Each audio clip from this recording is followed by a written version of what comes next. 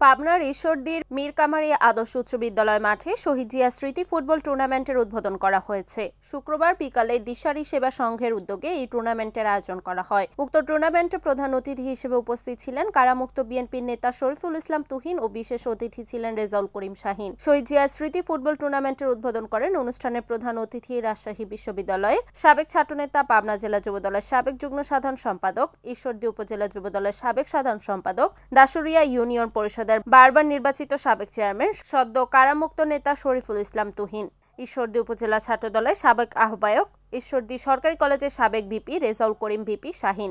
উদ্বোধনী অনুষ্ঠানে আরও উপস্থিত ছিলেন সলিমপুর ইউনিয়ন বিএনপি সদস্য সচিব ওহিদুল মেম্বার, পাবনা জেলা যুবদলের সাবেক স্বাস্থ্য বিষয়ক সম্পাদক আনোয়ার হোসেন বাচ্চু, দাসুরিয়া ইউনিয়ন বিএনপি সভাপতি আব্দুস সামাদ সুলভ মালিথা, ঈশ্বরদী পৌর যুবদলের যুগ্ম আহ্বায়ক মিজানুর রহমান মিজান, উপজেলা যুবদলের যুগ্ম আহ্বায়ক হেদায়েতুল ইসলাম খন্দকার, যুবদল নেতা আব্দুর রাজাক, রাসেল মাহমুদ সহ বিভিন্ন পর্যায়ের নেতৃবৃন্দ।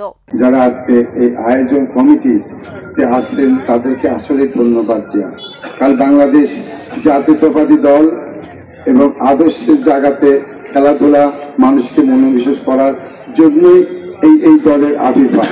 আজকে এই দলের নেতৃবৃন্দ এবং যারা এখানে এই উপস্থিত হয়ে দুইটা টুর্নামেন্ট নদাবা স্পোর্ট একাডেমি এবং রূপপুর এই দুইটা সংগঠন নিয়ে দুইটা টিম নিয়ে আজকে আমরা হয়তো উদ্বোধনী যাত্রা শুরু করতেছি।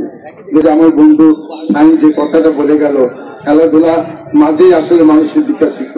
আজকে আমরা যে যুগে পা দিয়েছি খেলাধুলা হারিয়ে গেছে, সেখান থেকে খেলাধুলাকে নিয়ে এলাকার মানুষজনের আনন্দ দেওয়া বা সংগঠন করা বা শারীরিক চর্চা করা, এটা আমাদের জন্য অনেক ভালো এবং অবশ্যই এটার জন্য আমরা যেখানে আছি যেভাবে পারি সহযোগিতা আমরা করতে চাই, আমরা আপনাদের পাশেও থাকতে চাই।